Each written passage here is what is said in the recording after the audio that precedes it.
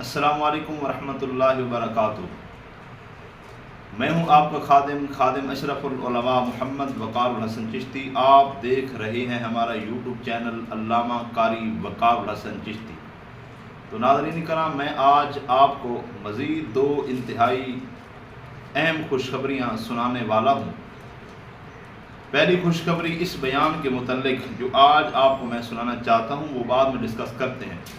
دوسری خوشخبری جو بڑی اہم اور خاص ہے وہ یہ ہے کہ الحمدللہ آج کے اس دور میں بے شمار ایسے لوگ ہیں جو علم دوست، علماء دوست موجود ہیں۔ ناظرین کرام، ہمارے پاس جو اکابرین ملت، علماء اہل سنت کا مواد موجود ہے، تحدیث نعمت کے لیے عرض کرنا چاہتا ہوں، بہت قیمتی، بہت اہم اور بہت نایاب بیان ہمارے پاس موجود ہے۔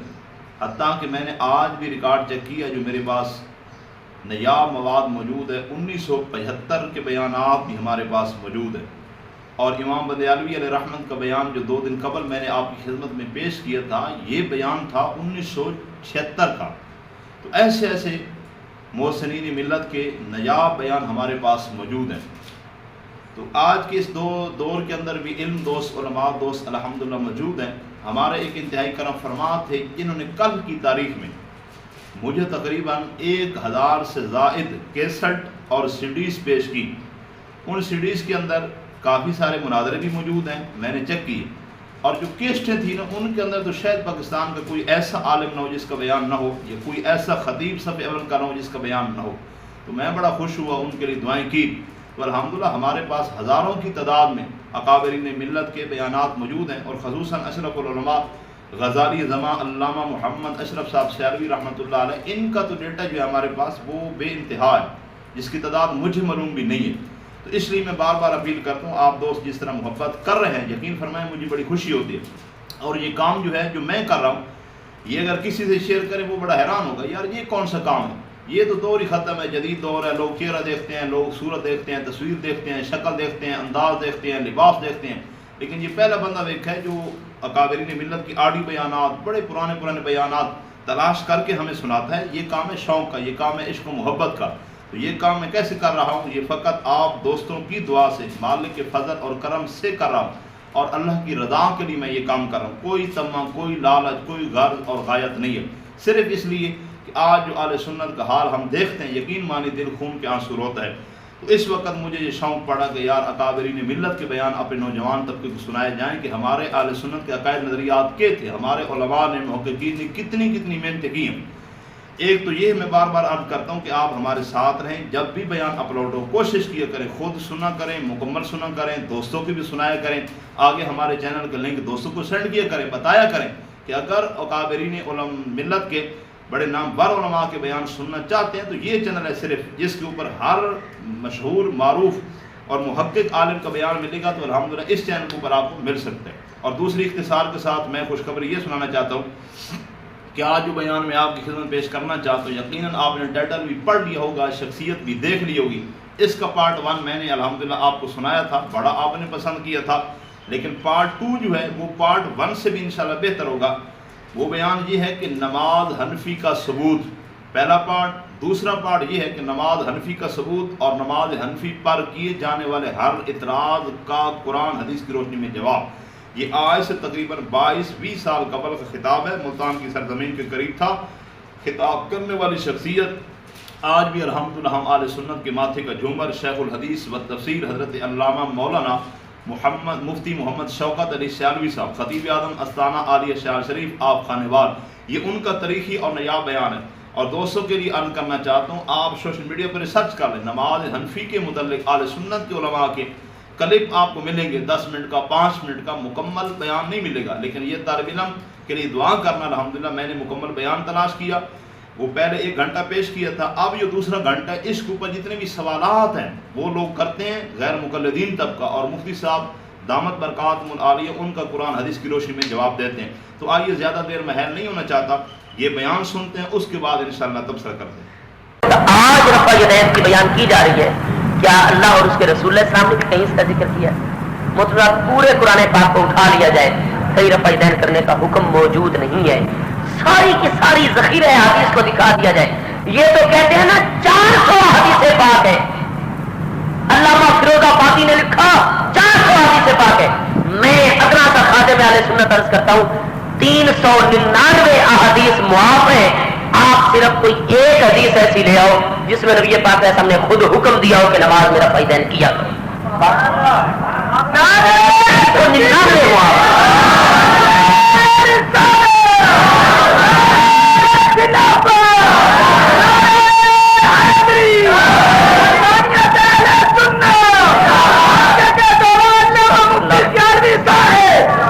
मतलब 399 हदीस मुआफ करते हैं 400 में से। आवाम के पास मुझे देखो ये उर्दू तर्जुमा ये लिखा हुआ है 400 हदीस है जी इस पर। तो ये जो है ना सुन्नी हनफी ये बरेलवी लोग आले सुन्नत व जमात यहाँ ये जी 400 हदीसों के मुनकिर हैं सिर्फ एक मसले के अंदर।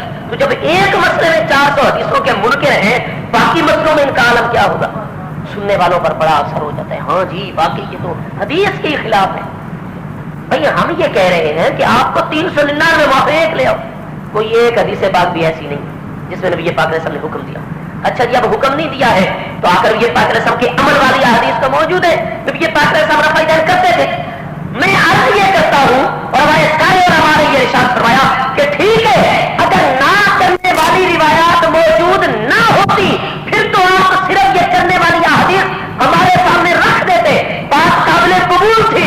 लेकिन जब करने वालियों के साथ साथ जिनमें नबी पाक का अमल मौजूद है, आका अलैहिस्सलाम का जैसे करने का अमल मौजूद है, ना करने का अमल भी तो सही हदीस में मौजूद है। तो जब करने ना करने दोनों पर बात आ गई और आप करने पर ही जोर देते हो तो अब हमें साबित ये करो कि आकर नबी पाक अलैहिस्सलाम वफात शरीफ तक रफ़ाइदैन नमाज में करते रहे। मेरी बात की समझ आई आप हज़रात?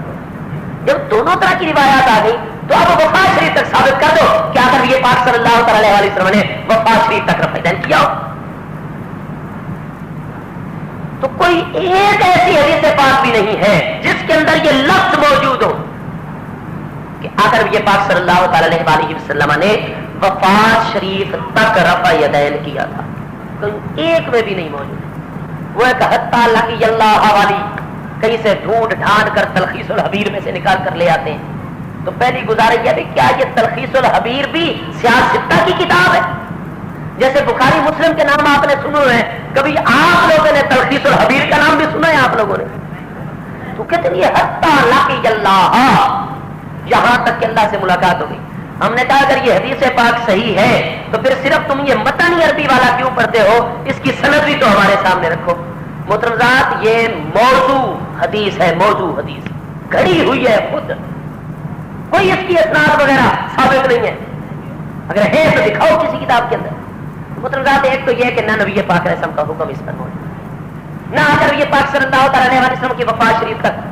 और खुद देखो अगर वफात शरीफ तक आकर नबी पाक अलैहि सल्लम रफ़ाइदैन फरमा रहे थे तो फिर जामे तिरमिज़ी के अंदर ये अल्फाज कैसे आ गए? पहली जिल्द सफ़ा 35 पर, अबू दाऊद शरीफ पहली जिल्द सफ़ा 117 पर ये अल्फाज कैसे आ गए? सुनन नसाई पहली जिल्द सफ़ा 176 पर ये अल्फाज कैसे आ सकते हैं? दीगर कुतुब हदीस में ये कैसे आ गए अल्फाज? इब्ने हज़म वगैरह की किताबों और मोहल्ला वगैरह के अंदर सही इसनाद के साथ कि अब्दुल्लाह बिन मसूद रज़ियल्लाहु अन्हु ने अलल ऐलान इरशाद फरमाया अला उसल्ली बिकुम सलात रसूलिल्लाह सल्लल्लाहु अलैहि वसल्लम, क्या मैं नबी पाक नबी पाक अलैहिस्सलाम पर नमाज पढ़कर न दिखलाऊं? फसल्ला, आपने वो नमाज पढ़कर दिखलाई जो नबी पाक अलैहिस्सलाम की आखिरी उम्र तक नमाज थी। फलम यरफा यदैहि इल्ला फी अव्वल मर्रतिन, तो तकबीर तहरीमा के अलावा उन्होंने कहीं भी अपने हाथ मुबारक नमाज में नहीं उठाए। और मैं ये है नबी पाक अलैहिस्सलाम वाली मुबारक नमाज, तो आखिरी नमाज वो है। हम कहते हैं सिर्फ इन दोनों किस्म की हदीस करने वाली ना करने वाली को देख लो तो अल्फाज कहीं नहीं मिलेंगे कि नबी पाक अलैहिस्सलाम वफात शरीफ तक रफ़ाइदैन करते थे। हाँ इब्ने उमर के ये अल्फाज तो आ जाएंगे कि आकर नबी पाक अलैहिस्सलाम रफ़ाइदैन किया करते थे, लेकिन ये दोस्त अपनी तरफ से वफात तक का माना खींच कर ले लेते हैं। वहां तो ये काना यरफाओ रफ़ाइदैन किया करते थे, काना यरफाओ ये तो ये रफ़ाइदैन किया करते थे। मैं कहता हूं मैं लाहौर जाया करता था भाई, 7 साल में जामिया निजामिया लाहौर में पढ़ा। उन 7 सालों के दौरान मैं 2 महीने के बाद 3 महीनों के बाद खाने वाला अपने गांव 40 चक में आया जाया करता था। अब जब मेरी वफात, जब अल्लाह पाक ने मुकर्रर की वफात हो जाए और मेरा कोई बेटा, कोई शागिर्द, कोई दोस्त ये कहे कि शौकत सियालवी लाहौर जाया करता था, तो क्या इसका ये मतलब है कि मरते दम से 1 मिनट کرتا تھا. ٹھیک ہے وہ پہلے 7 سال والی جو زمانہ طلب علمی کی بات ہے اس کو بیان کر رہا ہوگا. نص لے آؤ, نص جس کے اندر الفاظ ہو کہ وفات تک. تو جب اس کے مقابلے میں دوسری حدیث آ گئی ہے معارضے کے طور پر کہ میں نبی پاک علیہ السلام والی نماز پڑھ کر دکھلاتا ہوں کہ جس میں صرف تکبیر تحریمہ کے بغیر فائدہ نہیں, بس. اگر منع والی حدیث نہ بھی ہوتی تو صرف ان دو طرح کی دونوں آپس میں حدیث کو سامنے رکھ کر بھی عقل والے نتیجہ نکال سکتے تھے کہ بھائی رفع یدین ہوا ہوگا لیکن وفات شریف تک نہیں ہوا ہے. وفات شریف تک نہیں ہوا. کہتے وہ جی 15 صحابہ کرام کی روایات موجود ہے جز رفع الیدین کے اندر کہ نبی علیہ السلام رفع یدین کیا کرتے تھے. وہ بھائی کیا کرتے تھے لیکن وفات تک کی بات دکھاؤ. 15 صحابہ کرام جی 15. ہم نے کہا کیا نبی پاک علیہ السلام کے صحابہ کرام کی تعداد ہی صرف 15 تھی؟ نہیں جی صحابہ کرام کی تعداد تو بہت زیادہ تھی. کتنی تعداد تھی؟ تو وہ جتنی بھی النصابہ وغیرہ ان سب سے پوری تحقیق سے واضح ہے کہ صحابہ کرام کی تعداد کم و بیش 1,14,000 ہے. صحابہ کرام کی تعداد کتنی ہے؟ اب 1,14,000 میں سے 15 صحابہ کرام نکال لو جو رفع یدین کی روایت کر رہے ہیں. 15 کرتے تھے نا, مان لیا آپ نے کہ 15 صحابہ کرام کی روایت میں ہے رفع یدین ہوتی تھی تو ٹھیک ہے ہم کہتے ہیں کہ صحابہ کرام کی تعداد 15 ہی تو نہیں ہے, 1,14,000 ہے. تم 15 کی بات لے لیتے ہو اور وہ جو 1,13,985 صحابہ کرام ہے ان کی بات پر نہیں عمل کیا جائے گا, ان کو کوئی اہمیت نہیں دی جائے گی. 15 والی بات تو ٹھیک ہے اور ادھر 1,13,985 صحابہ کرام ان سے کوئی روایت نہیں ہے. بات تو اگر مفہوم مخالف کو اہمیت دے دی جائے اور ایک جماعت ہے ایسی جو فقہا کی مفہوم مخالف کو حجت مانتے ہیں تو ٹھیک ہے 15 روایت کرتے ہیں, ہمارا عمل 1,13,985 صحابہ کرام کے مطابق ہے. وہ تو حضرات آخر یہ پاک صلی اللہ تعالی علیہ وسلم کی منع پر حدیث پاک نہ بھی ہوتی پھر بھی مسئلہ بالکل واضح تھا. کیوں؟ ایک تو یہ ہے کہ صحابہ کرام کی کثیر تعداد جو ہے وہ رفع یدین کی روایت ہی نہیں کرتی. پھر یہ ہے محض ایک شہر کو اگر لے لیا جائے, ایک شہر کے صحابہ کرام اہل کوفہ کو سن 15 ہجری کے اندر یا 17 ہجری کے اندر کوفہ جو ہے وہ حضرت عمر رضی اللہ عنہ نے آباد کیا. 1500 صحابہ کرام کو بھیجا آباد کرنے کے لیے. ان کے معلم حضرت عبداللہ بن مسعود رضی اللہ عنہ کو بنا کر بھیجا. ان سے آگے یہ علم کا سلسلہ اور سارا کچھ چلا ہے. محترم حضرات صرف ایک شہر کوفہ کے اندر 1500 صحابہ کرام جن کے اندر کم و بیش 150 صحابہ کرام یا 75 صحابہ کرام اہل بدر ہیں وہ سارے اہل کوفہ رفع یدین نماز کے اندر نہ کیا کرتے تھے. تو اگر آ کر یہ پاک رہتا کہ وفات شریف تک رفع یدین جاری رہی تھی تو حضرت سعد بن ابی وقاص کو کیا سنت سے دشمنی کی مخالفت تھی؟ حضرت عبداللہ بن مسعود کو سنت سے مخالفت تھی. ہمیں تو تانا دیا جاتا ہے تم سنت کے تارے کو, لیکن حضرت ابو بکر کو کیا کہو گے, حضرت عمر کو کیا کہو گے, سیدنا علی پاک کو کیا کہو گے, سیدنا عثمان غنی کو کیا کہو گے, اور 1500 والے کوفہ صحابہ کرام کو کیا کہو گے جو نماز کے اندر رفع یدین نہیں کرتے تھے. معلوم ہوا جب صحابہ کرام کے درمیان یہ مسئلہ اختلافی ہو گیا ہے, صحابہ کرام کے درمیان اختلاف ہوتا ہی اس مسئلے میں تھا جو اگر یہ پاک رسم کی وفات شریف تک کوئی ایک ہی طرح کا مسئلہ صراحت سے واضح نہ ہوتا تھا, دونوں طرح کی باتیں ہوتی, یہ سرے سے آقا کا حکم ہی نہیں ہوتا تھا, پھر اختلاف ہوتا تھا. مسئلہ رفع الیدین میں چند صحابہ کا ادھر جانا اور باقی سب کا رفع یدین نہ کرنا یہ اس بات کی دلیل ہے کہ صحابہ کرام کا جو اختلاف ہوا ہے تو معلوم ہوا وفات تک تو بہرحال رفع یدین جاری نہیں رہا. اگر وفات تک ہوتا تو پھر صحابہ کرام کے درمیان کبھی اختلاف اس مسئلے پر ہوتا ہی نہ. اور محترمات اگر صحابہ کرام کو قلیل ہیں جو کرتے رفع یدین, ان کی بات کو ہم اگر اہمیت ہے کہ ہم جی اس جماعت کے ساتھ ہو جاتے ہیں, ہم دوسری جماعت کے ساتھ کیوں ہوئے, تو اس کی وجہ یہ ہے کہ پھر جو جماعت صحابہ کرام کی رفع یدین نہیں کرتی ان کی تائید میں خدا تعالی پاک صلی اللہ تعالی علیہ وسلم کا حکم آ گیا ہے. یہ حدیث پاک مسلم شریف کی پہلی جلد صفحہ 181 پر موجود ہے, ابو داؤد کی پہلی جلد صفحہ 116 کے اوپر موجود ہے, سنن نسائی کے اندر یہ حدیث پاک موجود ہے, سنن بہقی دوسری جلد صفحہ 280 کے اوپر موجود ہے, دیگر کئی کتب احادیث میں یہ حدیث پاک موجود ہے. حضرت جابر بن سمرہ رضی اللہ عنہ ارشاد فرماتے ہیں खराज अलैना रसूलुल्लाह सल्लल्लाहु अलैहि वसल्लम, आकर ये पाक अलैहि सलाम हमारी जानिब तशरीफ लाए। हम उस वक्त नमाज में रफ़ा यदैन कर रहे थे, जैसे ही आका अलैहि सलाम ने मुलाज़ा फरमाया हमें रफ़ा यदैन करते हुए देखा, फ़क़ाला मा ली अराकुम राफ़िई ऐदीकुम फ़िस सलात कअन्नहा अज़नाबु खैलिन शुम उस्कुनू फ़िस सलात। फरमाया क्या हो गया है, तुम आप भी नमाज में रफ़ा यदैन कर रहे हो जैसे सरकश घोड़े अपनी दुमों को हरकत देते हैं, खबरदार उस्कुनू फ़िस सलात, नमाज में सुकून इख्तियार करो। रफ़ा यदैन करने वालों को आकर ये पाक अलैहि सलाम ने ये तशबीह दी, कअन्नहा अज़नाबु खैलिन शुम, बिदके हुए घोड़े जिस तरह अपनी दुमों को हरकत देते हैं, यूं तुम रफ़ा यदैन कर रहे हो। उस्कुनू फ़िस सलात, नमाज के अंदर सुकून इख्तियार करो।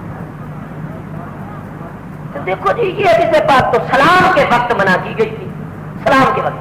हमने कहा तुम्हें 1400 साल के बाद सही पता लगा है, जो उन हदीस के रावियों ने जिन्होंने खुद नबी अलैहिस्सलाम से सुना और सुनने वालों से सुना, उनको ज्यादा इस हदीस का पता हो सकता है कि ये रुकू और सुजूद के रफ़ा यदैन वाली है या ये सलाम के वक्त इशारे वाली है। भाई मुझे बताओ आज के मौलवी साहब को इस हदीस की हकीकत का ज्यादा इल्म होगा या सहाबा किराम और ताबईन को ज्यादा इल्म होगा? तो इस हदीस पाक के रावी कौन है?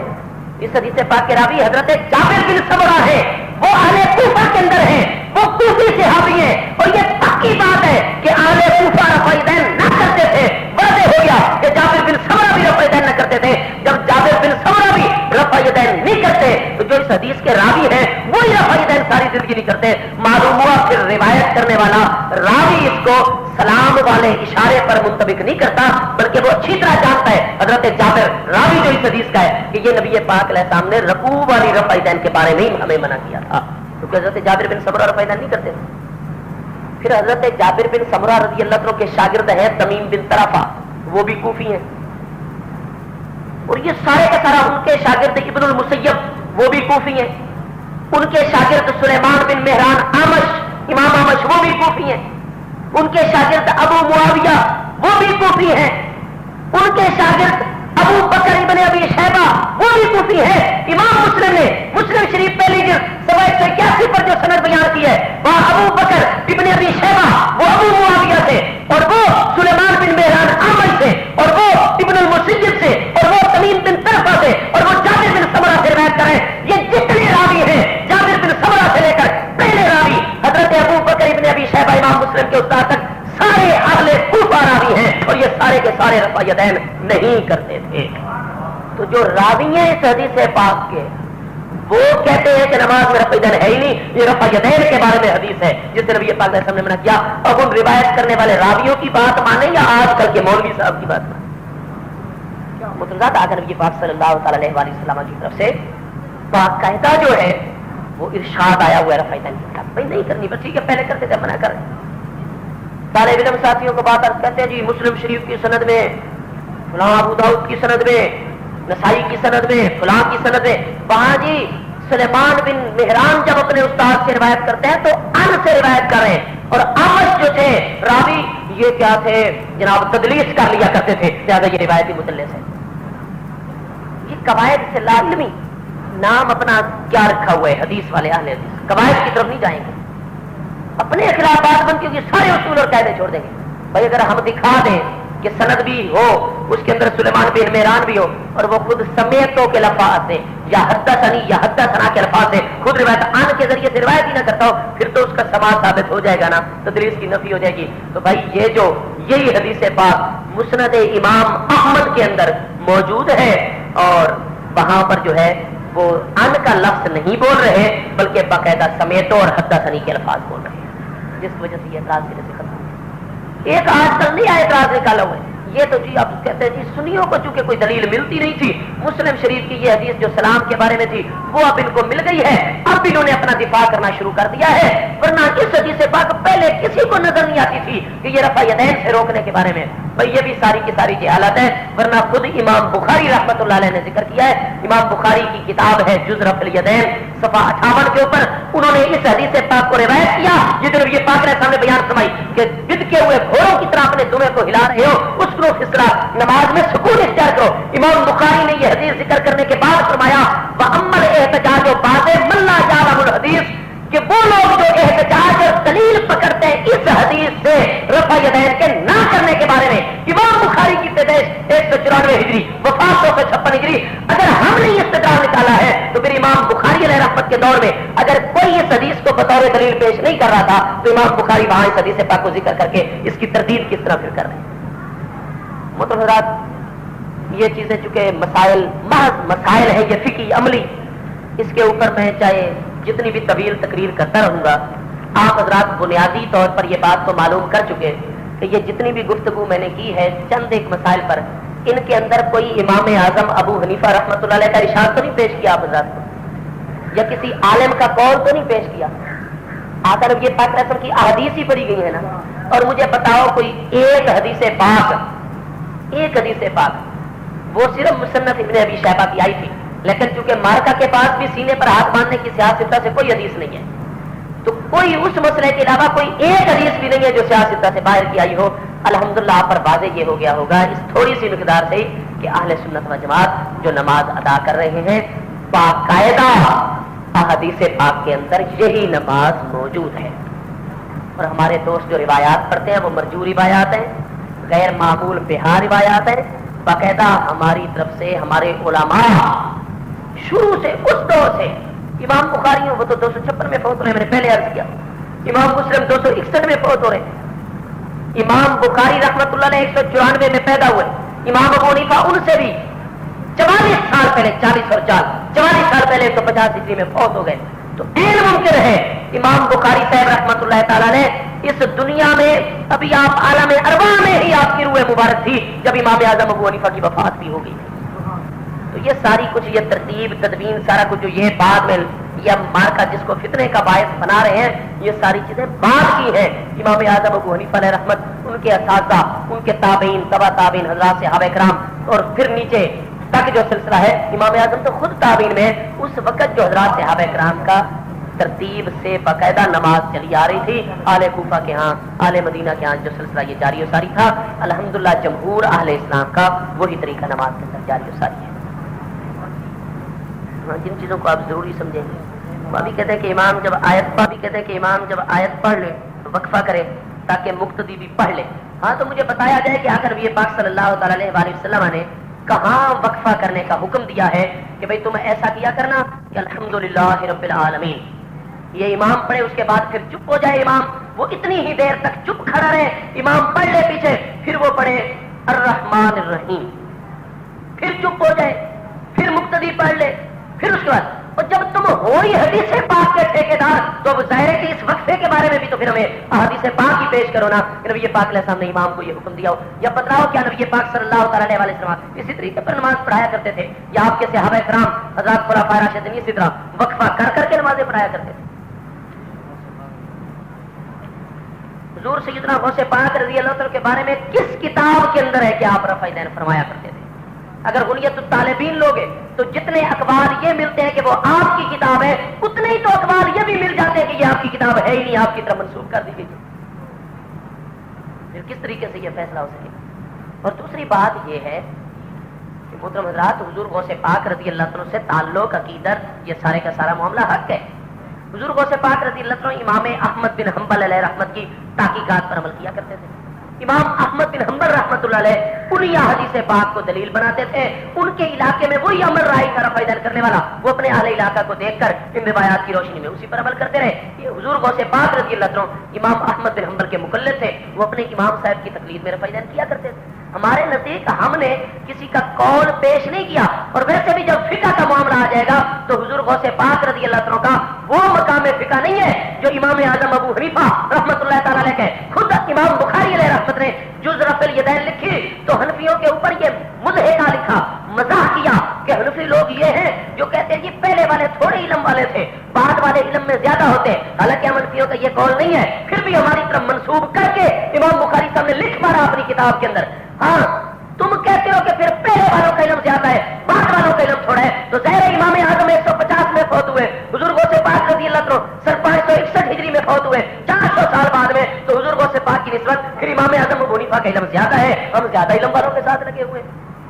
تو حضور غوث پاک رضی اللہ عنہ کو وہ مقام نہیں ہے جو سیدنا امام اعظم ابو حنیفہ رحمۃ اللہ تعالی علیہ کی تحقیقات کا ہے۔ امام احمد بن حنبل کا وہ مقام نہیں جو امام اعظم ابو حنیفہ کا ہے، اور غوث پاک رضی اللہ عنہ تو امام احمد بن حنبل کے بھی مقتدی، ان کی اقتداء کرنے والے، ان کو اپنا امام ماننے والے۔ اور کیا بزرگوں سے پاک کا اگر رفع دین کرتے بھی تھے، ان کی کتاب مان لی بھی جائے بنیت الطالبین، تو کیا صرف رفع دین والا مسئلہ تو بزرگوں سے پاک کا مانا جائے اور باقی سارے کے سارے مسئلے ان کے چھوڑ دیے جائیں؟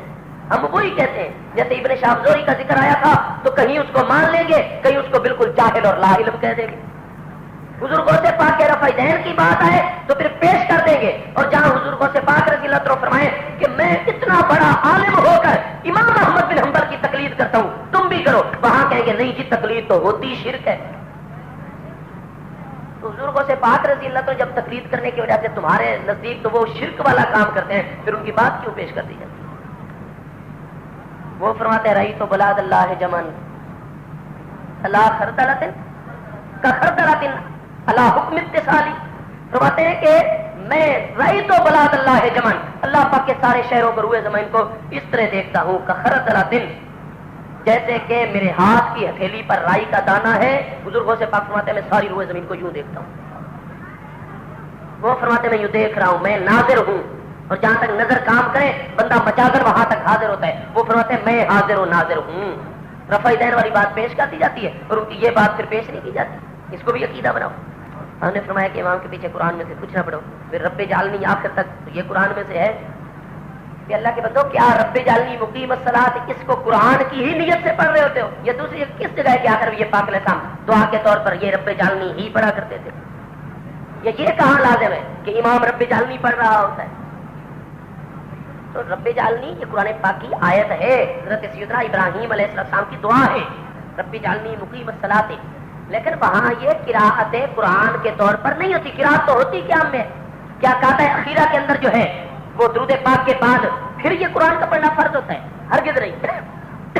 وہاں یہ آیت بینہ بطور دعا پڑھی جاتی ہے، اور یہ جو دعائیں ہیں ان کے بارے میں واضح مسئلہ موجود ہے خود غیر مقلدین کے ہاں، اہل سنت کے ہاں، سب کے ہاں، کہ جب ایک آدمی کے اوپر ایسی حالت طاری ہو قرآن مجید فرقان حمید کو نہیں پڑھا جاتا تو بسم اللہ اگرچہ قرآن مجید فرقان حمید کی آیت کا حصہ ہے، انہ من سلیمان و انہ بسم اللہ الرحمن الرحیم سورہ نمل میں سے، لیکن جب اس کو آیت کی نیت سے نہیں پڑھا جائے گا، محض دعا کے طور پر پڑھا جائے گا، وہ جائز ہو جاتی ہے، اب وہ حکم وہ رہتا ہی نہیں ہے۔ وہاں یہ دعا پڑھی جا رہی ہے، پھر نبی پاک نے سے ہمیشہ یہی پڑھنا، یہی ثابت نہیں ہے۔ تو یہ قرآن مجید فرقان حمید ایسے قرآن کو قرآن سمجھ کر، اس آیت کو قرآن سمجھ کر وہاں نہیں پڑھا جاتا۔ امام کے پیچھے مقتدی قرآن پاک میں سے کچھ نہ پڑھے، سبحان ربی الاعلی وغیرہ پڑھ سکتا ہے، تو ہم جواب اجعلنی رب جعلنی امام کی اقدام پڑھتے اس کا کیا جواب ہے؟ یہ بھی وہی سوال لکھ دیا بھائی، میں عرض یہ کر رہا ہوں کہ کیا نبی پاک علیہ السلام یہ پڑھا کرتے تھے؟ کسی حدیث پاک میں نہیں ہے۔ دوسری چیز یہ کہ بطور دعا ہے، کیا جب آپ کی رات قیام والی کر رہے ہوتے ہیں تو امام جو پڑھ رہا ہوتا ہے آگے کیا وہ دعا کی نیت سے پڑھ رہا ہوتا ہے؟ سورہ فاتحہ، سورہ فاتحہ بھی اگرچہ دعا ہے لیکن وہ دعا کے طور پر نہیں پڑھ رہا ہوتا، فقرؤ کا حکم ہے، بطور قرات پڑھ رہا ہوتا ہے۔ اگلی صورت دعا کے طور پر نہیں، قرات کے طور پر قرآن پاک کو پڑھتا ہے۔ تو نہ یہ نبی علیہ السلام سے ثابت ہے، نہ بطور قرات پڑھی جاتی ہے، تو جب نہ ثابت ہے نہ بطور قرات پڑھی جاتی ہے، پھر سوال کس طرح اس پر ہو سکتا ہے؟ جو ہاتھ چھوڑ کر نماز پڑھتے ہیں اس کی کیا دلیل دیتے ہیں؟ اس کا مدلل جواب بھی مرحمت ہے بھائی۔ آ کر یہ پاک صلی اللہ تعالی علیہ وسلم کی کوئی ایک، میں نے اس کتاب کے اندر مالکی مسلک پر گفتگو کی ہے، بڑی ذخیرہ احادیث کو دیکھا، اپنے مشائخ حدیث کی طرف رجوع کیا، تو نتیجہ یہی نکلا کہ محض 3 تابعین ہیں جو ہاتھ چھوڑ کر پڑھا کرتے تھے۔ تو آخر یہ پاک علیہ السلام کی جب مرفوع حدیث موجود ہے، آخر یہ پاک علیہ السلام کی واضح عمل موجود ہے، تو تابعین کے عمل کو وہاں کوئی حیثیت نہیں ہوتی ہے، پھر وہاں تعارض نہیں ہو سکتا ہے۔ اہل شیعہ جو دلیل دیتے ہیں وہ اہل شیعہ سے طلب کی جائے، اہل سنت و جماعت کی کتابوں میں کوئی آخر یہ پاک علیہ السلام کا عمل ایسا نہیں ہے۔ اگر رفع دین نماز کے اندر کرنا قرآن سے ثابت نہیں، پھر وطروں کے اندر رفع دین کیوں کرتے ہیں؟ ہاں یہ بات ہوئی مطلب جیسا کہ قرآن مجید فرقان حمید نے ارشاد فرمایا ما آتاکم الرسول فخذوہ، جو کچھ نبی پاک صلی اللہ تعالی علیہ وسلم عطا فرمایا اس کو لے لو۔ دوستوں نے اور مہربانوں نے مشہور یہ کر رکھا ہے کہ اہل سنت و جماعت کو رفع دین سے چڑ ہے۔ بھئی اگر ہمیں یہیں سے ہی چڑ ہوتی تو ہم پھر شروع میں ہی رفع دین کیوں کرتے؟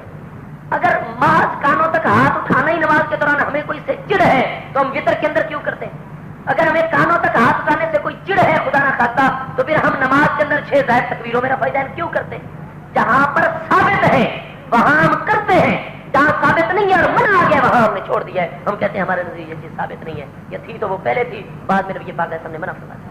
جہاں ہے ہمیں کوئی رفع دین سے چڑ نہیں ہے، جہاں ثابت ہم کریں گے۔ حضرت عبداللہ بن عمر رضی اللہ عنہ کی واضح روایات کے اندر یہ چیز موجود ہے، اور عبداللہ بن مسعود رضی اللہ عنہ کی جہاں وطر کی تیسری رکعت میں اور عیدین کی زائد تکبیروں میں رفع دین ہے، تو حضرات صحابہ کرام کے عمل سے یہ واضح ہے، ہم اس پر عمل کرتے ہیں۔ ننگے سر نماز پڑھنا کیسے ہے؟ بھائی ننگے سر اگر تو نماز کی توہین اور نماز کو سرے سے کہ نماز کی کوئی اہمیت ہی نہیں ہے، تو نماز ضروریات دین میں سے اس کو حقیر سمجھنا یہ خود کفر ہے۔ اگر حکارت کی نیت سے تو کفر کا خدشہ ہے، بچا جائے اس سے۔ اور محض سستی وغیرہ تو آخر یہ پاک صلی اللہ تعالی علیہ وسلم کی سنت قائمہ کے خلاف ہے۔ محض ایک دو مواقع ہیں جہاں محض بیان جواز کے لیے کہ بھائی بالفرض اگر کبھی کوئی موقع بن جاتا ہے، جیسے آقا علیہ السلام نے 63 برس کی حیات طیبہ اور اعلان نبوت کے بعد 23 سال کی حیات طیبہ اور نماز کی فرضیت کے بعد 11 سال پورے، محض ایک یا دو موقع ہیں جہاں کسی عذر کی وجہ سے آخر یہ پاک علیہ السلام نے یا محض مسئلہ کے جواز اور حکم کو بیان کرنے کے لیے آپ نے محض ایک چادر مبارک میں یا دو چادروں میں نماز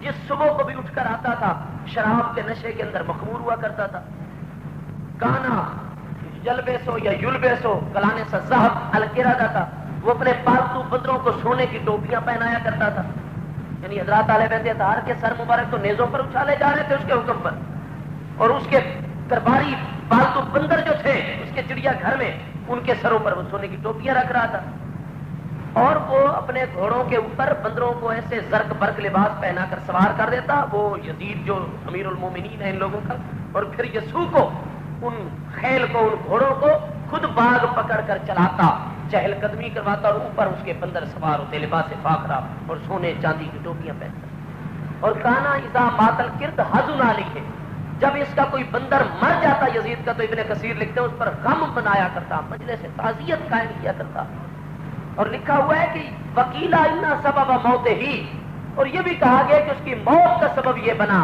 اور بھی اسباب ہے، ایک سبب علامہ ابن کثیر جن کو کہا جاتا ہے کہ وہ الٹا یزید کے حمایتی تھے، بنو امیہ کے حمایتی تھے، وہ یہ کہہ رہے ہیں کہ کیلا انا سبب موت ہی، کہ کہا گیا کہ یزید کی موت کا ایک سبب یہ بھی بنا ہے انہ حملہ کردتن، اس نے باندریا کو اٹھا رکھا تھا، وجعل ینکزھا، اور اس کو انگلی مار کر چھیڑ رہا تھا، وہ بندریا کو غیرت آ گئی، فعدت ہو، اس نے اس کو کاٹ لیا، اس کے کاٹنے کا زہر چڑھا جس کی وجہ سے یزید 64 ہجری میں یہ مر گیا دمشق کے قریب ایک گاؤں کے اندر۔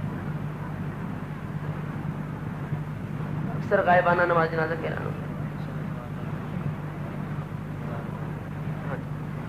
یہ جو ہے نا کہ غائبانہ نماز جنازہ آقا نبی پاک صلی اللہ تعالی علیہ وآلہ وسلم سے یہ ثابت نہیں ہوتی ہے چیز، جہاں تک ہے حضرت نجاشی کی نماز جنازہ، تو بات یہ ہے کہ حضرت نجاشی جو شاہ حبشہ تھے جن کا نام اسحامہ تھا، یہ اس وقت ان کے ہاں مسلمان موجود نہیں تھے جب ان کی وفات ہوئی تھی، کوئی ان کی نماز جنازہ پڑھنے والا موجود نہیں تھا، ایک تو محدثین اور فقہاء نے یہ سبب بیان کیا، لہذا اللہ پاک چونکہ وہ مومن تھے، اللہ پاک نے ان کو یہ ایک کرامت عطا فرمائی کہ آقا نبی پاک صلی اللہ تعالی علیہ وآلہ وسلم کے درمیان ان کے درمیان کوئی پردہ ہی نہیں رہا، آقا نبی پاک علیہ وسلم کے سامنے ان کی میت تھی اور آقا نبی پاک صلی اللہ تعالی علیہ وآلہ وسلم پر نماز جنازہ پڑھ رہے ہیں، تو یہ ایک یہ ہے کہ وہ ان کو خصوصیت دی گئی کہ ان کے اوپر اور کوئی نماز جنازہ پڑھانے والا نہیں تھا، نبی پاک علیہ وسلم کی نماز جنازہ پڑھائی گئی ان پر، دوسری یہ کہ یہ نبی پاک علیہ السلام کی خصوصیت تھی کہ نجاشی نے جو مسلمان اور اسلام کی خدمت کی، نبی پاک علیہ السلام نے یوں صلہ عطا فرمایا کہ آقا نبی پاک علیہ السلام نے پڑھا دی۔ حضرت ابو معاویہ مزنی کی جو ضعیف حدیث میں آ رہی ہے غائبانہ نماز جنازہ، وہ واضح جبریل علیہ السلام کی یا رسول اللہ میں پر مار کے ان کا جو ہے وہ جسد آپ کے سامنے کر دیتا ہوں کہ آپ پسند کرتے ہیں کہ ان پر نماز جنازہ پڑھیں؟ ہم نے فرمایا بالکل پسند کرتا ہوں۔ جبریل علیہ السلام نے جو پر مارا ان کی وہ میت والی اور زمین سارا کچھ آ کر نبی پاک علیہ السلام کے سامنے تھا، نبی علیہ السلام اس پر نماز جنازہ پڑھ رہے تھے۔ اور جہاں ہے کہ صحابہ مودا پر نبی پاک علیہ السلام نے حضرت زید بن حارثہ، حضرت عبداللہ بن رواحہ انصاری اور حضرت جعفر بن ابی طالب جعفر طیار، ان تینوں کی نماز جنازہ پڑھی تو وہ غائبانہ کہا تھی۔ وہاں صحیح بخاری شریف کتاب المغازی میں واضح طور پر موتا کے بیان میں دوسری جلد کے اندر شروع میں یہ چیز واضح ہے کہ آقا نبی پاک علیہ السلام جو کچھ وہاں غزوہ موتا میں ہو رہا تھا اپنے ممبر پر مدینہ طیب بیٹھ کر اس کی خبریں دے رہے تھے کہ اب یہ ہو رہا ہے، علم بے زید، اب زید کے پاس جھنڈا ہے، فاصیبا، اب ان کو شہید کر دیا گیا ہے، نازل المنبر، ممبر سے اترے، واقعی اور ان سب کی روایات کو جب آپ ملا لے تو آقا نبی پاک علیہ السلام کی نماز جنازہ بھی پڑھا رہے تھے، تعالو ثم تعالو، پھر ان کے لیے دعائیں بھی نماز جنازہ کے بعد مانگ رہے تھے، وہ سارا کچھ آنکھوں سے دیکھ رہے تھے۔ ہاں آج بھی اگر کسی کو میت کی نماز جنازہ اگر اسی طرح نظر آتی ہے تو پڑھا کرے۔ یہ کہتے ہیں نبی علیہ السلام کو دیوار کے پیچھے نظر نہیں آتا، تو ان کو کشمیر میں شہید کی میت کیسے نظر آ گئی تھی؟ بات یہ ہے کہ غائبانہ نماز جنازہ ثابت نہیں ہوتی، ورنہ کیا 3 مقامات پر نبی پاک نے سم پڑھ لیتے ہو تو کیا باقی شہید آپ کی نماز جنازہ کے مستحق نہیں تھے؟ حالانکہ قرآن پاک میں آ گیا صلی علیہم ان صلاتک سکن لہم، محبوب ان پر دعا بھی مانگا کرو لیکن صلی علیہم ان پر نماز جنازہ پڑھا کرو، ان صلاتک سکن لہم، بے شک آپ کا ان پر نماز جنازہ پڑھ دینا ان کے لیے بخشش اور سکون کا باعث ہے۔ اللہ پاک کا حکم ہو سب مومنین کے لیے، اور نبی پاک علیہ السلام صرف 3 مقامات پڑھے، باقی ساری زندگی شہداء کو چھوڑتے رہے۔ معلوم ہوا غیبانہ نماز جنازہ کا کوئی کنسپٹ اور تصور نہیں تھا، جہاں پڑھے وہاں یا نبی علیہ السلام کی خصوصیت تھی، اور دوسری بات یہ ہے کہ اس کے ساتھ ساتھ وہ تو پردے ہی اٹھے ہوئے تھے، آقا نبی پاک علیہ السلام آنکھوں سے دیکھ کر نماز جنازہ پڑھ رہے تھے۔ تو ایسی یہ چیز ثابت نہیں ہوتی ہے۔ اور پھر آج کہتے ہیں جی اذان ثابت، صلاۃ والسلام کہاں ثابت؟ وہ خدا کے بندو نماز جنازہ غائبانہ تو ثابت ہی نہیں ہے۔ اور اگر بقول تمہارے ان احادیث کو جن کے بارے میں نے عرض کیا مان بھی لیا جائے تو یہ کیا کالا اشتہار شائع کرنا، یہ نبی پاک علیہ السلام ایسا کرتے تھے، حضرات صحابہ کرام ایسا کرتے تھے، پھر باقاعدہ شہروں کے اندر اس طرح اعلان کرنا۔ امام شافعی علیہ رحمت اور متقد یہ کہتے ہیں کہ ہم سلفی ہیں، اہل سلف ہیں، اہل سلف ہیں۔ اور خدا کے بندو امام شافعی کا مسلک یہ ہے، ابن اسحاق کا مسلک یہ ہے، اس دور کے قرون اولیٰ کے لوگوں کا علماء کا مسلک تو یہ، شہر کے ایک کنارے پر اگر کوئی مسئلہ ہو رہا ہے دوسرے شہر والے اب غائبانہ نہیں پڑھ سکتے۔ یہ کہاں ہو سکتا ہے کہ کشمیر میں ہو اور ادھر والے غائبانہ نماز جنازہ پڑھے ہو، جب ایک کنارے پر اور دوسرے کنارے پر رہنے والے اہل شہر اس کی غائبانہ نہیں پڑھ سکتے ہیں، تو کیا جو دوسری ریاست کے اندر اس کی غائبانہ نماز جنازہ پڑھی جا سکتی ہے؟ اور پھر دین کا یہ مسئلہ اتنا مضحکہ بن گیا۔ ہمارے پاس چک نمبر 146 15L کے اشتہار موجود ہے میاں چنو کے، اخباروں میں یہ بات آئی، اخباروں کے تراشے موجود ہیں، ہم نے رکھے ہوئے اپنی فائل میں بطور ریکارڈ۔ وہ غائبانہ نماز جنازہ کا اعلان ہو گیا 146 چک میاں چنو کی تحصیل میں، خانے والی ضلع بند، کہ فلاں بن فلاں ابو فلاں فلاں صاحب شہید ہو گئے، ان کی نماز جنازہ آج اتنے بڑے پروفیسر محمد سعید صاحب فلاں صاحب وہ نماز جنازہ غائبانہ پڑھانے آئیں گے۔ سارے حضرات آ گئے، دھواں دھار تقریریں ہو گئی، خوب چندے وغیرہ سب کچھ۔ جب عین صفحے بن گئی تو وہی جس شہید کی غائبانہ نماز جنازہ پڑھ رہے تھے وہ 3 کلو مالٹے کنو اٹھائے ہوئے ٹہلتا ہوا جناب پیچھے سے آ رہا، کیونکہ وہ اللہ کا بندہ تو شہید ہوا ہی نہیں بھائی، ادھر نمبر بنانے کے لیے۔ تو یہ کیا، یہ سارا کا سارا پوری دنیا کے میڈیا میں یہ بات نہیں جا رہی ہے، میڈیا کے اندر کیا یہ ہے کہ، اور یہ ایک واقعہ نہیں متعدد ایسے واقعات ہو گئے۔ ہمارے سنی بھولے بیچارے پہنچ جاتے ہیں لوگوں کے کہنے پر، ادھر ہی ان کو اپنی گاڑیوں کے نیچے دے کر یہ وہ سارا کچھ۔ میرے بھائیوں جو صحیح طریقہ ہے اس کو اختیار کرو، یہ چیز ثابت نہیں ہے۔ گلخانی بھائی اس کے اوپر نا پوری 2 کیسٹیں موجود ہیں، اس پر بیان موجود ہے سعیدی کیسٹ ہاؤس کے بعد۔ اب میں پھر اس کے اوپر کیا، ہمارے ہاں گلخانی ایصال ثواب اور یہ طریقے جو عین حدود شرعیہ کے اندر ہیں، قرآن و سنت سے ثابت ہیں، ان پر باقاعدہ دلائل ہیں۔ ایسے ہی نہیں جمہور اہل اسلام یہ سارے کا سارا کر رہے، الحمدللہ احادیث پاک اور آیات بینات کی روشنی، صحابہ کرام علیہ بیت اطہار کے عمل کی روشنی میں یہ سب کچھ ہے، اس وقت سے جاری و ساری ہے یہ سارا ایصال ثواب اور یہ ختم پاک اور یہ سارا معاملہ۔ اس پر سعیدی کیسٹ ہاؤس جو ادھر ملتان میں ان کے پاس 2 کیسٹیں ہیں اس موضوع پر، آپ حضرات ان کو سماعت فرما لیں، یہ مسئلہ واضح ہو جائے گا۔ کہتے ہیں جائز ہے یا ناجائز؟ بالکل جائز ہے، میں نے عرض کر دی ہے۔ اللہ تبارک و تعالی ہم سب کو دین کا عمل علم عطا فرمائے، خلوص دل کے ساتھ عمل کرنے کی توفیق عطا فرمائے۔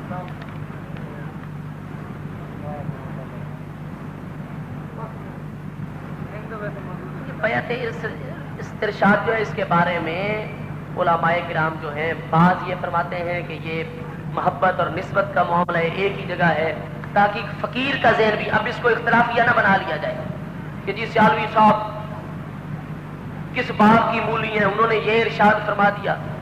حضرت شیخ عبدالحق محدث دہلوی علیہ رحمت کا عمل دیکھا جائے، حضور پیر میر علی شاہ صاحب رحمۃ اللہ تعالی علیہ کا عمل دیکھا جائے، آپ سے پہلے کئی ایسے بزرگان دین کا عمل دیکھا جائے، تو انہوں نے متعدد جگہ پر بیعتیں فرمائی ہیں۔ اصل بیعت تو وہی ہے جو پہلی جگہ ہو جاتی ہے، دیگر جو بیعت صحبت ہوتی ہے اور ایسی چیزیں حصول فیض کے لیے ہوتی ہیں، یہ نہیں ہے کہ صرف ایک جگہ سے آپ فیض حاصل کر رہے ہیں تو اب دوسری جگہ سے آپ کو نسبت قائم کرنا، یہ فیض حاصل کرنا، اللہ پاک کا قرب مانگنا آپ کے لیے ناجائز اور حرام ہو گیا ہے۔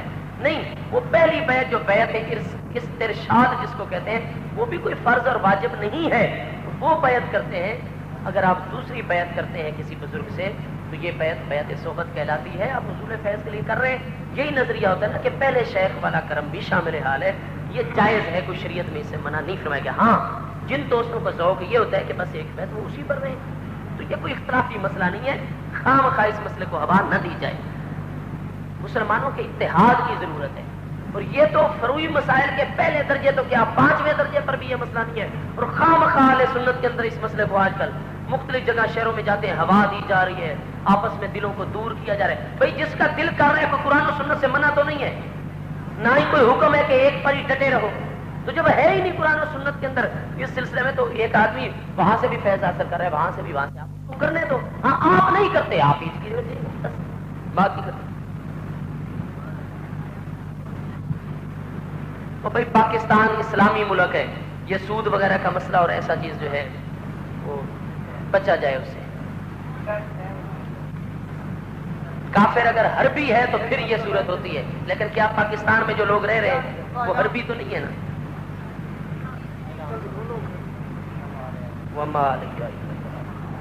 نعرہ کا مطلب کیا ہے اور اس کا ماخذ اشتقاق کیا ہے، اور دوسری بات کب سے نعرہ کا آغاز ہوا ہے؟ یہ کہ جس وقت نعرہ خلافت لگایا جاتا ہے تو اس سے خلفائے اربعہ کا مرتبہ و شان بلند ہو جاتا ہے، تو پھر نعرہ حیدری کے اوپر لگایا جاتا ہے، جبکہ حضرت علی رضی اللہ عنہ خلفائے اربعہ میں شامل ہیں، تو اس سے پتہ چلا کہ حضرت علی رضی اللہ عنہ کا مرتبہ مقام باقی خلفائے ثلاثہ سے ارفع و اعلیٰ ہے۔ بالآخر تخصیص کیوں؟ مطلب جہاں تک نعرے کی بات ہے، نون عین را اس کے اندر حروف اصلی موجود ہے، کسی بھی مقصد کے لیے آواز کو بلند کرنا اجتماعی طور پر یہ نعرہ کہلاتا ہے۔ نعرے کے جہاں تک آغاز کی بات ہے تو باقاعدہ طور پر صحیح مسلم شریف کی دوسری جلد سوا 419 اور 420 پر یہ صحیح سند کے ساتھ حدیث پاک موجود ہے۔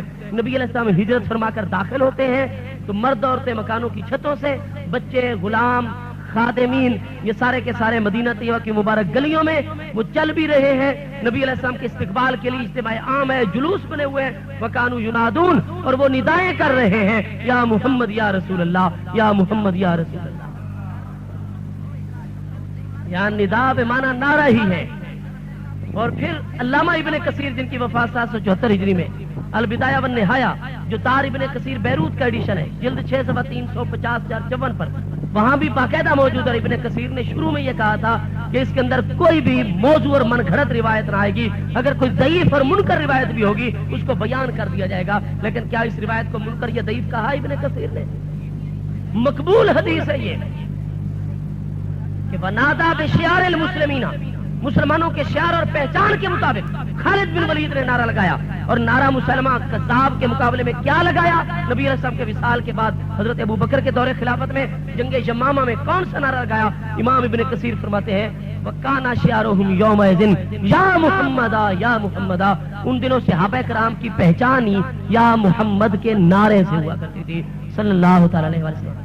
اس لیے بھی نعرے لگانے کی بات جہاں تک ہے وہ حضرات صحابہ کرام رضوان اللہ تعالی علیہم اجمعین کے مبارک دور سے جاری و ساری ہے۔ اور کیا اس نعرے کی بات نہیں ملتی کہ جب حضرت امیر حمزہ رضی اللہ تعالیٰ عنہ آقا نبی پاک علیہ السلام کے قدموں میں حاضر ہیں دار کے ارقم کے اندر، اور صحابہ کرام بھی، اور حضرت عمر رضی اللہ تعالیٰ ننگی تلوار ہاتھ میں لیے دار ارقم کی طرف آ رہے، باقی لوگ دیکھ کر پریشان ہو گئے کہ عمر جا عمر مسلولن، ننگی تلوار ہاتھ میں لے کر آ رہا ہے۔